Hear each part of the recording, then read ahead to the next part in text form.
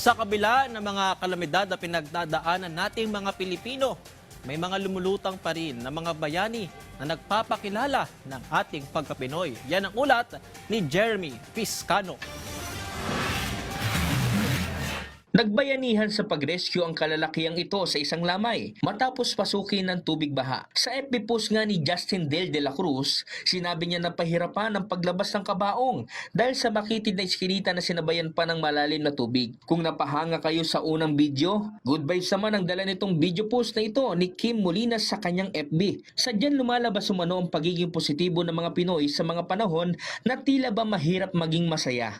Ika nga, moment of joy in dark times. Umani ang video ng mga good comments. Sa mga litratong ibinida naman ni Jake Jacobs sa kanyang FB post, isang ayon na magpakilalang donor ang nasa likod umano ng mga ipinamahagi nilang groceries sa mga binahang kabarangay. Para naman kay Jake, kahanga-hanga at deserve na kilalanin ang Good Samaritan sa kanyang act of kindness.